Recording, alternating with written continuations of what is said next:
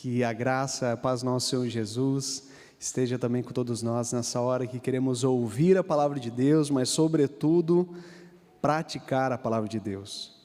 Irmãos, vamos abrir em 1 João capítulo 4, a partir do primeiro verso. A gente tem algumas mensagens compartilhado, tentado olhar na perspectiva de 1 João, tentando discernir juntos o que é realmente o amor. A gente tem falado do amor, nós expressamos amor, mas de que amor nós estamos falando? De que amor a Bíblia fala? De que amor nós necessitamos? E é exatamente esse o nosso papel, que tem sido em algumas semanas, olhar para essa carta tão preciosa, para o apóstolo que mais viveu em discipulado com Jesus. Foi o apóstolo João, que morreu de velhinho e pôde desenvolver um relacionamento com Jesus a longo prazo. E ele pôde chegar em algumas conclusões importantes a respeito da fé, importantes para nós também, como igreja, como viver a nossa fé hoje. Essa é a temática. Como viver a nossa fé hoje. Eu ouvi uma vez uma pessoa dizendo recentemente para mim: pastor, eu não queria estar na tua pele, eu não queria levar a palavra de Deus hoje, é muito difícil, é muito complexo, é muito desafiador, e de fato e a gente faz com temor e tremor diante de Deus. 1 João capítulo 4, nós queremos ir até o verso de número 12, a palavra do Senhor diz assim: amados, não creiam em qualquer espírito, mas examinem os espíritos para ver se eles procedem de Deus, porque muitos falsos profetas têm saído pelo mundo. Vocês podem reconhecer o Espírito de Deus deste modo: todo espírito que confessa que Jesus Cristo veio em carne procede de Deus, mas todo espírito que não confessa Jesus não procede de Deus. Esse é o espírito do anticristo, acerca do qual vocês ouviram que está vindo e agora já está no mundo. Filhinhos, vocês são de Deus e os venceram, porque aquele que está em vocês é maior do que aquele que está no mundo. Eles vêm do mundo, por isso o que falam procede do mundo e o mundo os ouve. Nós viemos de Deus e todo aquele que conhece a Deus nos ouve, mas quem não vem de Deus não nos ouve. Dessa forma, reconhecemos o espírito da verdade e o espírito do erro. Amados, amemos uns aos outros, pois o amor procede de Deus. Aquele que ama é nascido de Deus e conhece a Deus. Quem não ama não conhece a Deus, porque Deus é amor. Foi assim que Deus manifestou o seu amor entre nós. Enviou o seu Filho unigênito ao mundo, para que pudéssemos viver por meio dele. Nisso consiste o amor, não em que nós tenhamos amado a Deus, mas em que ele nos amou e enviou o seu Filho, como propiciação pelos nossos pecados, ou no lugar de nós, pelos nossos pecados. Amados, visto que Deus assim nos amou, nós também devemos amar uns aos outros.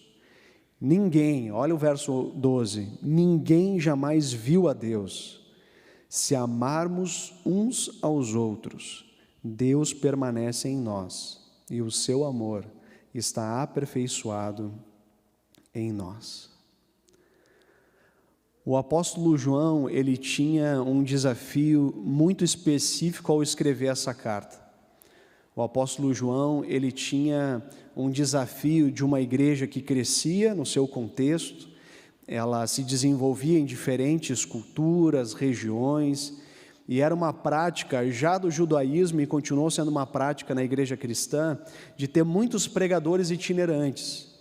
E esses pregadores iam até as comunidades, e eles falavam das coisas de Deus, e a comunidade tinha uma prática comum também, que era de trazer hospitalidade para esse pregador e dar também recursos para eles continuarem, então, em viagem, continuar a pregação em outras comunidades.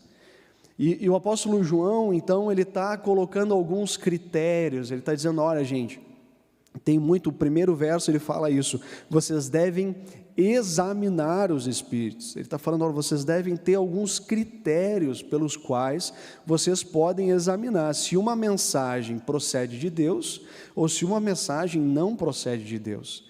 Se uma mensagem é para edificação da igreja, é uma mensagem que não está fazendo bem para a igreja, né? Porque nem tudo que cresce é bom, né? Câncer cresce, mas não é bom, né? É uma célula que se multiplica, mas não é boa.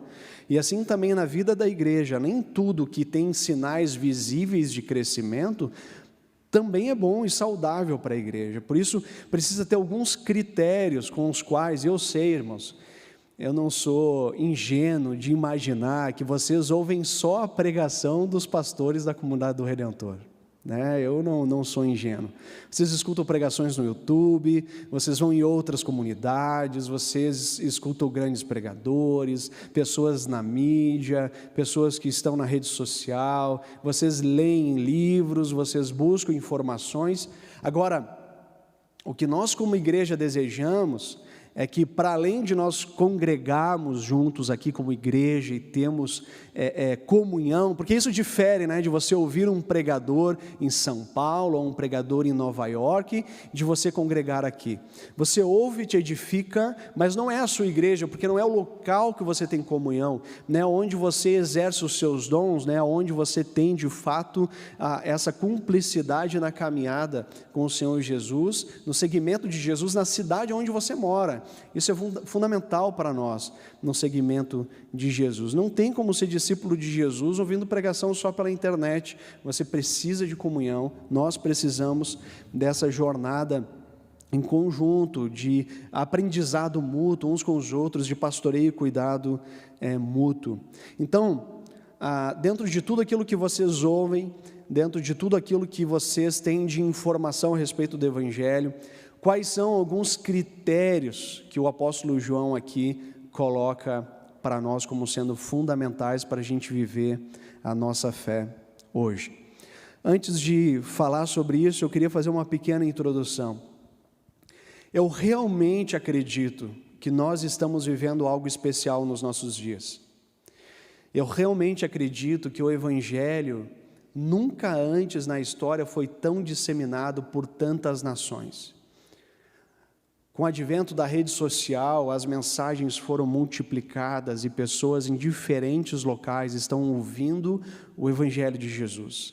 Igrejas têm sido plantadas, cidades têm sido transformadas, culturas têm sido redimidas por meio do Evangelho. Nas mais longínquas tribos, vilas, o Evangelho tem sido propagado. E nós louvamos ao Senhor. Ouvi um testemunho de um pastor que tem desenvolvido um trabalho na Indonésia, entre muçulmanos, e tem sido multiplicado igrejas através do discipulado. Obviamente que o conceito dele de igreja não é esse como nós, uma grande aglomeração de pessoas, mas são poucas pessoas compartilhando e abrindo a Escritura junto, e falando do amor de Jesus, e quais são as implicações de Jesus na vida deles, por testemunho na sociedade onde eles estão. A igreja tem se multiplicado, centenas de muçulmanos têm chegado à fé em Jesus, e isso é maravilhoso. Estive recentemente conversando com um casal de filipinos, que tem desenvolvido um trabalho incrível no Kuwait, e aonde eles têm visto, através da ferramenta que nós temos usado aqui também na igreja, do curso Alfa, plantado novas igrejas. E eles plantaram nos últimos 2 anos mais de 200 igrejas. Igrejas lares, 40, 60 pessoas se reunindo para adorar o Senhor, discernir a sua vontade, viver a sua fé na sociedade que estão inserida. Então, nós percebemos que no mundo e no Brasil nós temos milhares de exemplos do que igrejas têm feito e se engajado e servido a cidade, amado pessoas, acolhido refugiados. No mundo que nós vivemos tem sido impressionante.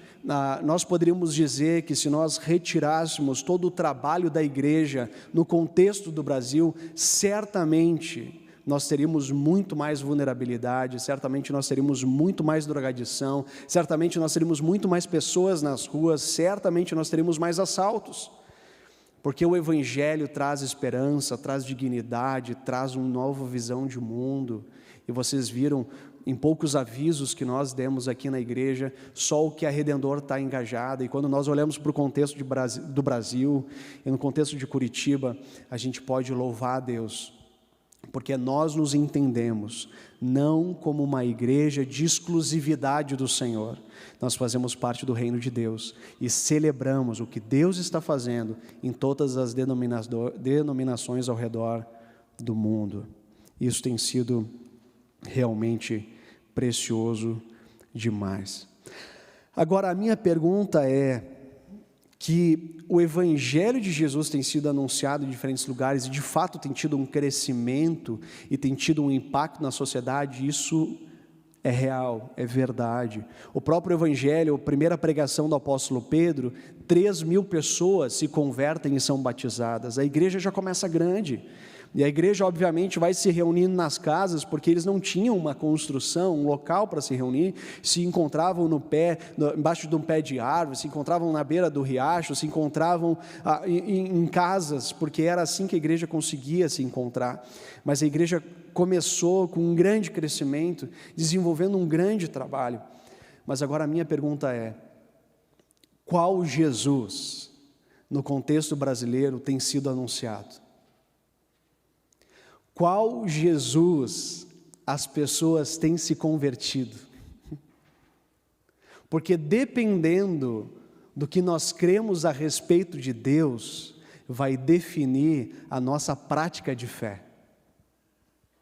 Dependendo da ideia que você nutre no seu coração a respeito de Deus, vai ser a maneira como você vai viver a sua realidade na prática da sua vida. Os conceitos que você vai ter da vida, os conceitos que você vai ter sobre família, o conceito que vai ter sobre sociedade, depende de qual Jesus você tem crido. E eu quero compartilhar, aprendendo aqui com o apóstolo João, que critérios a gente pode ter para a gente entender, mais por aqui o caminho. Temos discernido a partir da palavra que é por ali que nós temos que seguir e que nós temos que discernir tudo aquilo que nós ouvimos, e temos algum filtro do que nós ouvimos. Então o nosso texto ele começa com uma exortação de João dizendo: examinem o que vocês estão ouvindo. Então vem a primeira sentença, e eu vou ter que ficar só nessa sentença, porque a gente tem muitas outras coisas aqui que o João fala, mas eu vou ficar com essa e tentar aprofundar essa com os irmãos. Ele diz o seguinte, no verso 2: vocês podem reconhecer o Espírito de Deus deste modo. 2 pontos. Eu adoro o apóstolo João, ele é extremamente didático. 2 pontos, olha o que ele diz: todo espírito que confessa que Jesus Cristo veio em carne procede de Deus. Essa sentença. Crer que Deus veio, Deus se tornou conhecido na pessoa de Jesus, e Ele não veio como aparentemente humano, Ele veio como um ser humano, com todas as implicações que existe isso. E é só sobre essa sentença que eu quero compartilhar com vocês, que tem um critério para nós discernirmos em fé, e uma implicação muito clara para a nossa vivência da fé, a partir dessa crença, a partir dessa decisão que nós tomamos a partir de Jesus. A encarnação de Jesus, o Deus que se faz carne, é fundamental para a nossa fé e para as implicações missionárias que nós temos. Algumas coisas: Deus não é somente uma ideia, Deus é uma pessoa. Deus não está distante, Deus está perto. Nós cremos num Deus que quis ser conhecido, um Deus que quis se revelar à sua criação, Um Deus criador dos céus e da terra, um Deus todo-poderoso, um Deus que desejou viver entre a sua criação. É isso que nós estamos falando aqui. Por isso, quando nós conversamos alguém sobre a nossa fé, nós não conversamos apenas de uma ideia, nós conversamos a respeito de um fato, de uma intervenção, de uma visitação de Deus dentro da história humana. Um Deus que quis ser conhecido, um Deus que mostrou a sua face, um Deus que não está no seu escritório celestial, orquestrando a vida humana, mas um Deus que fez parte do palco da vida, sofreu como nós sofremos, passou pelas mazelas e injustiças como nós passamos.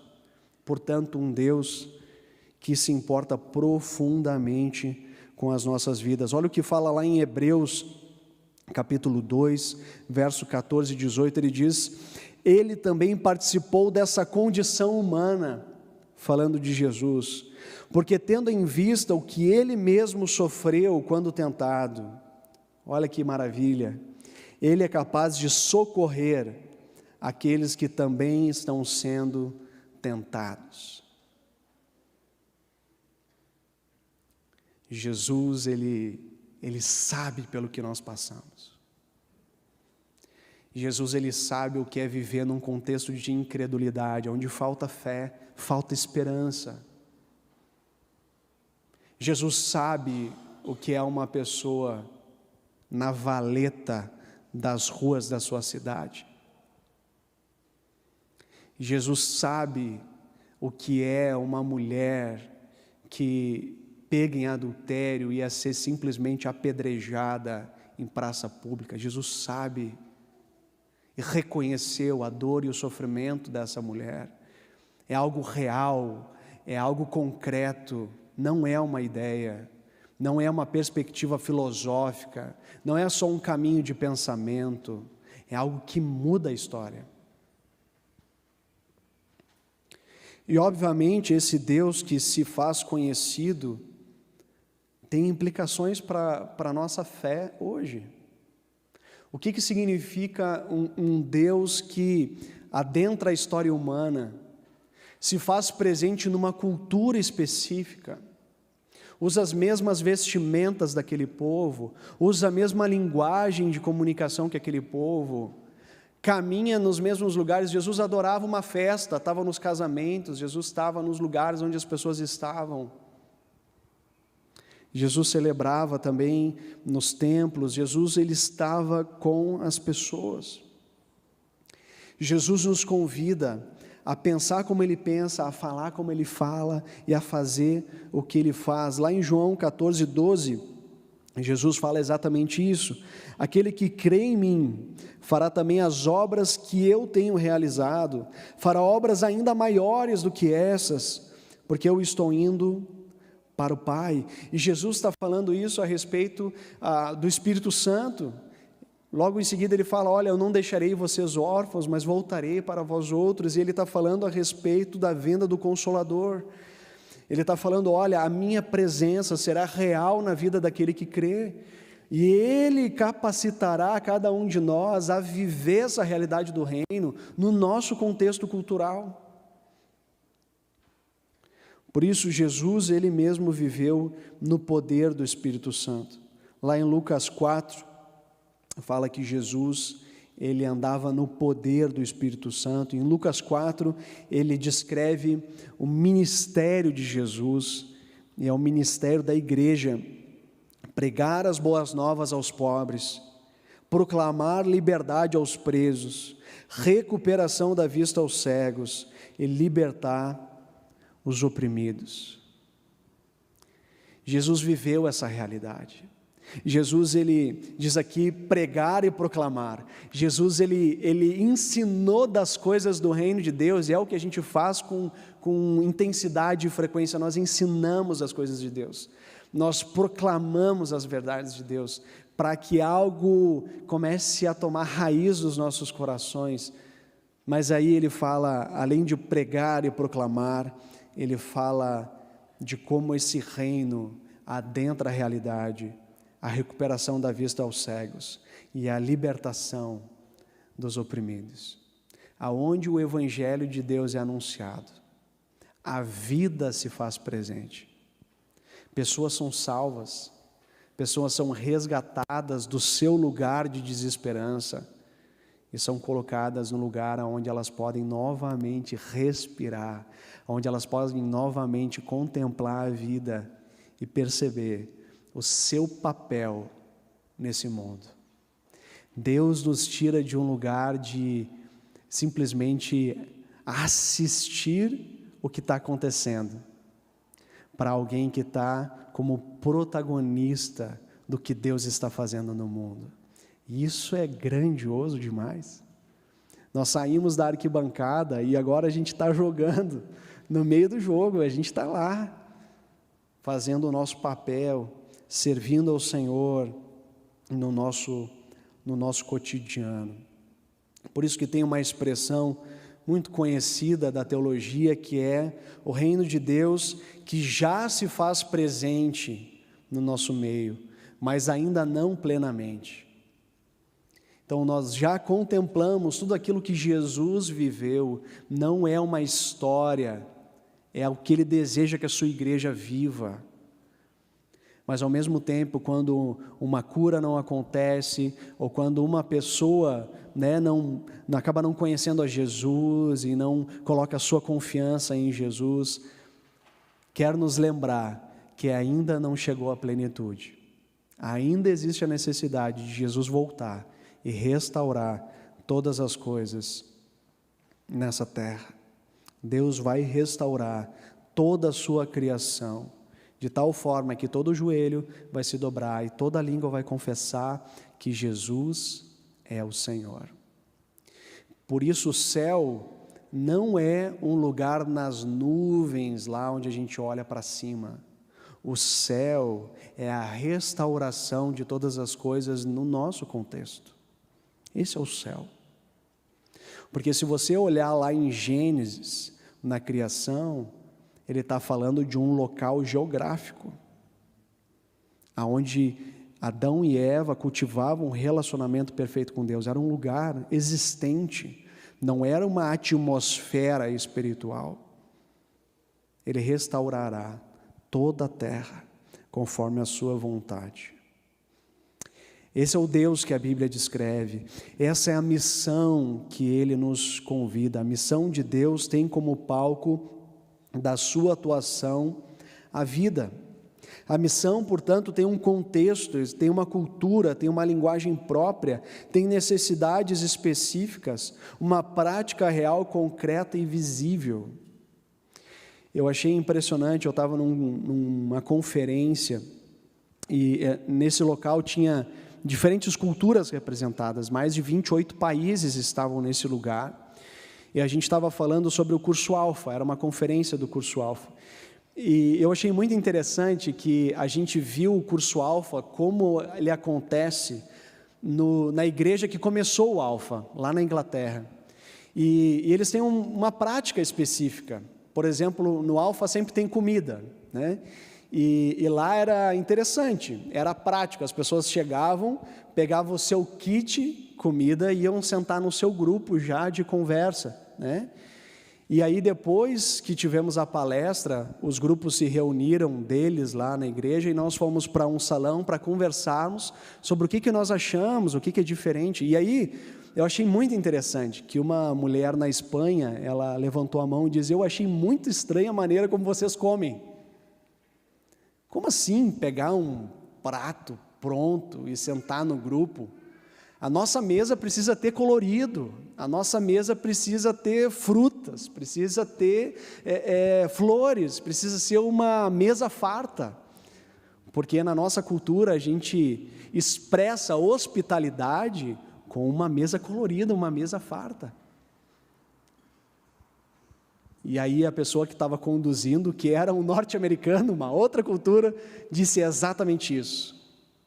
O que nós queremos é ter uma ferramenta que auxilie na evangelização, mas que cada um contextualize na sua cultura. Uau! Essa é a missão de Jesus. ele veio para um contexto específico e ele deseja, pela capacitação do Espírito Santo, que a gente, como pessoas viventes dessa história contemporânea, Deus conta conosco no século 21, quando nós lemos as biografias do passado, outras pessoas fizeram, e agora nós somos chamados a impactar a nossa geração, é o nosso tempo, é a nossa história com Deus, no Brasil, em Curitiba. O que as próximas gerações falarão sobre nós? No século 21, em 2022, algo aconteceu em Curitiba. O que aconteceu? Nós estamos sendo convidados a viver o reino de Deus na nossa história. Não viver uma fé simplesmente lendo biografias do passado e celebrando o que foi feito, mas uma fé que diz: Senhor, o que o Senhor tem para mim? O que o Senhor tem para nós hoje? O que o Senhor está fazendo? Nos mostra qual é a tua agenda para Curitiba, o que o Senhor tem para nós como comunidade do Redentor, no centro histórico de Curitiba, o que o Senhor está nos chamando a ser e a fazer. Eu fico empolgado com isso. E aí o apóstolo João, que é o apóstolo que mais viveu, e viu a igreja crescer, e viu pessoas chegarem a Cristo, e viu se solidificar aquilo que eles viveram com Jesus na prática do cotidiano, ele faz uma afirmação: Deus é amor. De repente, na mais profunda maturidade a respeito do que ele experimentou até aqui de Deus, ele chega a essa declaração: Deus é amor. Mas aí João, como é muito didático, ele não só deixa essa frase à toa e solta, ele diz o que é o amor então, que Deus é.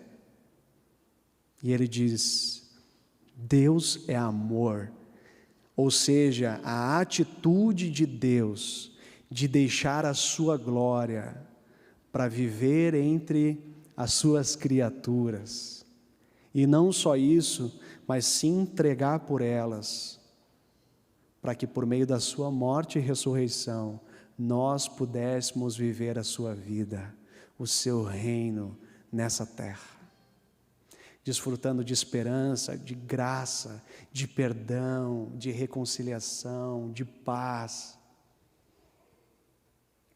Deus se tornou conhecido na pessoa de Jesus e quer ser conhecido através das nossas vidas. Essa é a conclusão de João. Deus é amor. Ele vai dizer: olha para Jesus. Ele vai dizer: Deus é amor. Olha para quem crê em Jesus. Se a sua vida fosse um livro, que história as pessoas estariam lendo?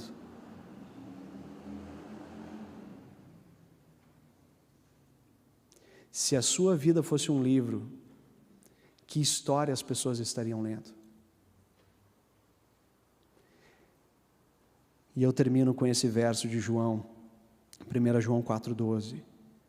Olha o que ele diz: ninguém jamais viu a Deus. Como conhecer a Deus? Se amarmos uns aos outros. Deus permanece em nós, e o seu amor está aperfeiçoado em nós. Quando João fala Deus é amor, ele está falando: deixou a sua glória e viveu entre nós. Ele está falando sobre a atitude de Jesus. Mas agora ele está dizendo: ninguém jamais viu a Deus. Pensa nos seus colegas de trabalho, pensa na sua família, pensa nas pessoas com as quais você se relaciona. Ninguém jamais viu a Deus. Mas Deus se faz conhecido através da vida daquele que crê no Senhor Jesus. Se a nossa vida fosse um livro, que história as pessoas estariam lendo? Que Deus nos ajude. Amém.